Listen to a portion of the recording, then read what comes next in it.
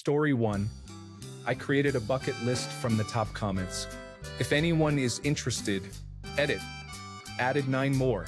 Now the list is updated. Edit. After all these comments, I'm definitely trying Malort and horse jizz. Cocktails to try: Palomas, Trinidad Sour, Aviation, Sazerac, Daiquiri, Penicillin, Bobby Burns, Oaxaca Old Fashioned, Toreador, Charlie Chaplin, Vodka Gimlet, Whiskey Smash, Tom Collins, Corpse Reviver, Dark and Stormy, French 75, Moscow Mule, Negroni, The Godfather, Horse Jizz, Malort, Rusty Nail, The Last Word, The Stinger, Caipirinha, Snickers, Sidecar, Paper Plane, Fernet, Pim's Cup. Story 2. Amateur bartender, which I think just makes me an alcoholic. But my choice of drink for New Year's is Corpse Reviver. It was a precursor to the Bloody Mary in that it was supposed to cure a hangover according to the original recipe. You were supposed to drink 5 of them in quick succession to cure the hangover.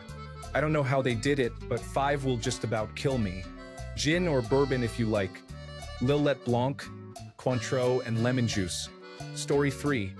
Along the same line, what's the best way to handle ordering a drink listed here when the bartender obviously has no idea what you are referring to?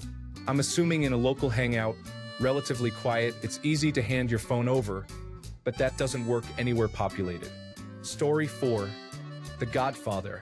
Equal parts amaretto and bourbon or scotch poured directly over ice in a shallow old-fashioned glass. No nonsense. Tastes magical. For those who like their drinks a little sweeter, add cola, and it will taste pretty much like an adult Dr. Pepper.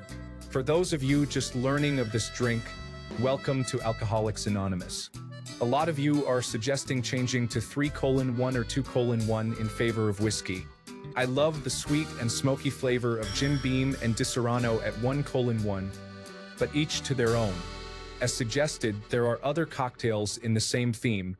Godmother equals amaretto and gin. Goddaughter equals amaretto and vodka. Godson equals amaretto and rum. Story 5. Vodka Gimlets. My Nana told me they were her first experience with alcohol, and she liked them so much she slammed 8. Then there was some talk of my papa having to help her with her girdle, and I blocked out the rest. Story 6. Whiskey Smash.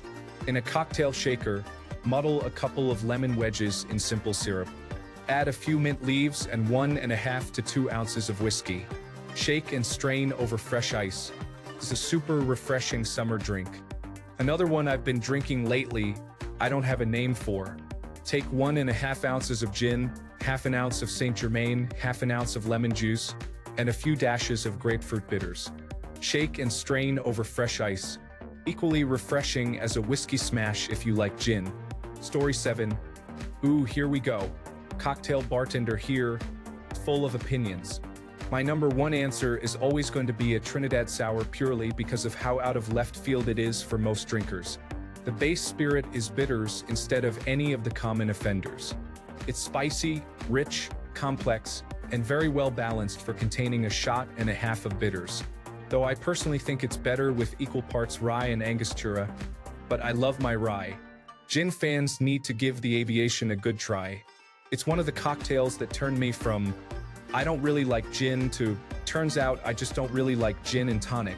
It's floral, fragrant, and quite tart. If you're an old-fashioned fan, try the Sazerac. It's always going to be one of my biggest benchmarks for any bar I go to. If I wander into any bar that calls themselves a cocktail bar and they don't know how to make one, I immediately default to a good old bourbon and Coke, because I no longer trust them with anything more complicated. It's sweet, rich, spicy, and all-around gorgeous. This recipe is for rye whiskey, but I often prefer cognac if there's a good one available. Vodka fans, try a real proper Cosmopolitan sometime. Most recipes for the Cosmo are very crowd-pleasing, by which I mean sugary and awful. A real Cosmo, in my opinion, should be a nice light pink and be opaque. If it's a rich pink or purple and you can see through it, run. Try 50 milliliters vodka, 20 milliliters Cointreau, 15 milliliters cranberry, 20 milliliters lime, and a burnt orange zest garnish. The lime being dominant over the cranberry is a big deal in my opinion. Note that mine is very booze forward. Rum fans, a daiquiri will always be my #1 rum cocktail, though I would serve this particular version with a bit less sugar, but switch it up with a Hemingway daiquiri for a drier, more tart alternative. If you're a big fan of dark rum, try a dark rum old-fashioned sometime. It's top-notch. Whiskey sour and Scotch fans need to try the penicillin. It's a style of ginger whiskey sour that floats a bit of smoky Scotch on top to give it a bit of a bite. Always going to be one of my favorites. But if you're a Scotch fan that wants to keep things on the dark and boozy end of things, try a Bobby Burns, which is, at its core, a Scotch Manhattan with a touch of Benedictine for sweetness. Tequila fans, if you're more of a whiskey lover outside of your tequila adoration, try an Oaxaca Old Fashioned, which will always be one of my favorites. If you're more on the rum and vodka side of things, try the Toreador, a margarita twist that substitutes triple sec for apricot brandy. Another fun option is just sticking tequila in place of other spirits. It's surprisingly versatile. The penicillin I listed earlier, try it with tequila and a smoky mezcal for the bite instead. Speaking of apricot brandy, a Charlie Chaplin will always be one of my go-tos for those who aren't huge fans of cocktails where you can taste the booze. If you like French martinis, this might be your new jam. It's an annoying state of the bartender scene being a bit full of judgment at times, leading to a lot of drinkers being unwilling to admit they don't really know what they want to order. They may know their tastes and always default back to a tried-and-true choice like the old-fashioned or a French martini. If you're in a nice, cozy, smaller bar, and it's not too busy, talk to us. We love to help you find the exact drink for you, which may even mean a bit of experimentation behind the bar for us too. If a bartender isn't busy and isn't willing to help you find the drink for you, you're in the wrong bar. I tried to cover the alternatives and lesser-known options here, but as always, the Negroni, Manhattan, Old Fashioned, Martini, and other taste-defining classics are absolutely ones that you should give a go to. Also, Fernet Branca and Coke because it's the nectar of the gods. My measurements were in milliliters. For those curious, these cocktails are most easily found at a bar that actually calls itself a cocktail bar. Your average pub or dive bar might not have the materials for some of these, but when in doubt, ask. I'm in Sydney, Australia, and we're lucky to have a great small bar scene here. If you're in Sydney, search small cocktail bars and you'll definitely find something solid. A big tip is to ask the bartender for recommendations. There's a solid chance you'll either start off at the bar I work in or mine will be on the bartender's list somewhere. The scene down here isn't perfect, and if you feel like the service isn't friendly enough when it's not too busy, feel free to move along to another bar. Some places here are a bit guilty of that. Story 8. From my experience, a surprisingly huge amount of people haven't even heard about caipirinha, but it's one of the best drinks ever. Just don't go for the cheapest cachaca. Story 9. The last word. Equal parts gin, maraschino, green chartreuse, and lime juice. Shaken and served up. The stinger. 6 parts good, dry brandy, 1 part creme de menthe. Stirred and served over rocks normally, but I prefer mine up. And depending on the bar, a classic martini, 2 ounces of gin, 1 ounce of dry vermouth, 3 to 5 dashes of orange bitters. Stirred and served up with a lemon twist or single olive. Do not order this if they keep their vermouth at room temperature, or if they only have martini and Rossi or Gallo vermouth. Vermouth oxidizes more quickly when left out at room temperature. If they don't stock a quality vermouth, it usually means that they don't use it very often, and it will probably have gone sour. Story 10.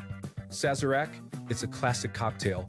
Start a lowball glass with an absinthe rinse, and in a separate cocktail mixing glass stir rye whiskey, Peychaud's bitters, and a dash of simple syrup on ice. Strain back into the absinthe rinse glass and garnish with an orange peel. Go listen to some smooth jazz and sip. Story 11. Caipirinha.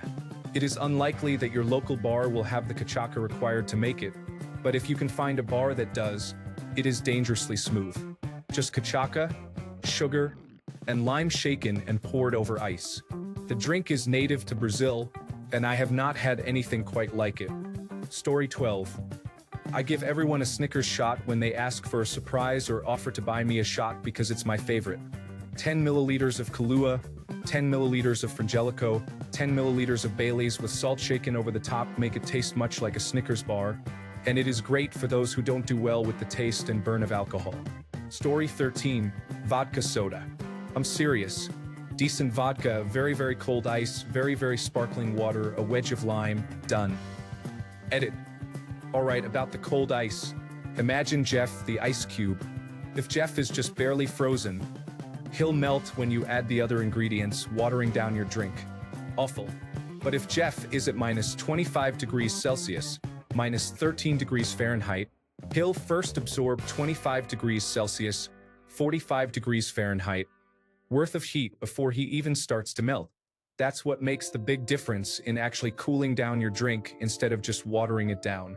Having really cold ice, frosty instead of watery surface, makes any drink instantly taste 20% better.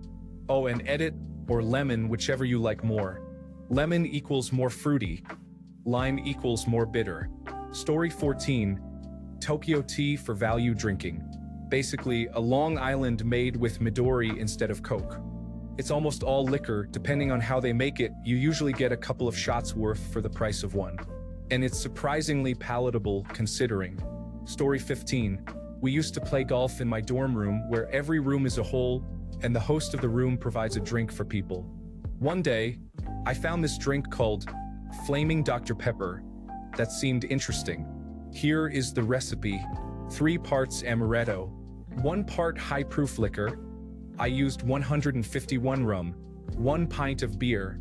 You pour the amaretto into the shot glass, followed by the high-proof liquor. You then light the alcohol on fire and drop the shot glass into the beer. It makes the beer taste just like Dr. Pepper, and it's amazing. Story 16, home bartender here. In the winter, nothing beats a hot buttered rum. Hot water, tea making temperature, about 6 ounces. Shot of dark rum, pat of butter, fresh grated nutmeg, fresh is a must. Cinnamon, dash of allspice, tablespoon of maple syrup, quick stir to melt the butter. Enjoy. Story 17, gin and sin, 2 ounces of decent gin, 1 ounce lemon juice, 1 ounce orange juice, splash of grenadine. Shaken and strained.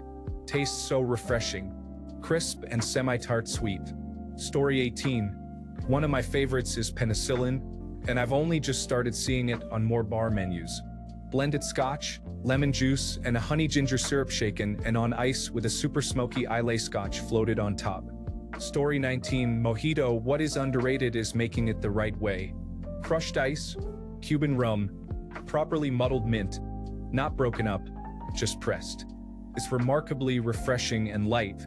I didn't include all ingredients or the entire recipe, just highlighting the parts often done wrong.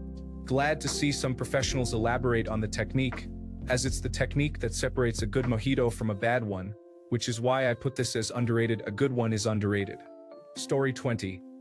If I am busy, try a beer you have never had before because, frankly, I do not have time to listen to you half remembering the ingredients of a drink you had that one time in a foreign country. Story 21.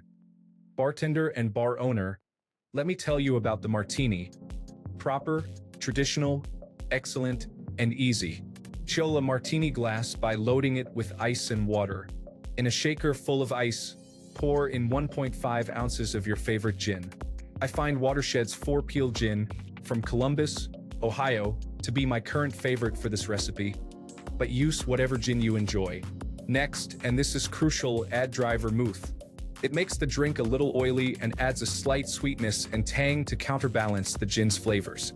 The amount is up to you. I use 1 ounce, making it a 3 parts gin and 2 parts vermouth martini. Stir this together in the ice. Don't shake it. It will look nice and homogeneous when you stir it. Dump the ice and water from the chilled martini glass. Take the peel of a lemon and rub the outer skin side around the rim of the martini glass. This adds an amazing aroma of citrus and will delight your nose. Strain the drink and serve with the lemon peel twist in the glass. Drink and look dapper in your local watering hole. Story 22. I'm a bartender who is about to open my own bar in a few months. I regularly attend cocktail competitions and have an encyclopedia of cocktail recipes stored in my memory. These drinks are simple, but almost everyone will like them. If someone is at my bar and they can't decide on a drink because they are an inexperienced drinker, I will whip one of these up. Simple syrup is just equal parts sugar and water, by the way. Gimlet 2 ounces gin or vodka, 1 ounce fresh lime juice, 1 ounce simple syrup. Daiquiri 2 ounces silver rum, 1 ounce fresh lime juice, 1 ounce simple syrup. Gin Ricky 2 ounces gin, 1 ounce fresh lime juice, 1 ounce simple syrup, 4 ounces soda water. Tom Collins 2 ounces gin, 1 ounce fresh lemon juice, 1 ounce simple syrup, 4 ounces soda water. O'Hara 2 ounces bourbon, 6 ounces ginger beer, 2 dashes orange bitters, orange slice. Manhattan 2 ounces rye whiskey, 1 ounce sweet vermouth, 2 dashes Angostura bitters. Ranch water 2 ounces Blanco tequila, 0.5 ounces Cointreau, 1 ounce fresh lime, 4 ounces soda water, salted rim. Substitute 0.5 ounces simple syrup for the soda water and you'll have the best margarita ever. Chilton 2 ounces vodka, 1 ounce fresh lemon, 4 ounces soda water, salted rim. Story 23, Lagavulin. I work in a pub in Scotland where I was born and raised, and it blows my mind how many people haven't tried this glorious whiskey. Yes, I might be biased, but I honestly think it's the best alcoholic drink ever made, haha. Try it with a few drops of water if you're not a whiskey drinker, or even if you are, as it is very peaty. It will change your view on peaty whiskeys. Story 24. Nothing better than a hot toddy when you have a cold. The warm water clears the congestion. The honey soothes the throat.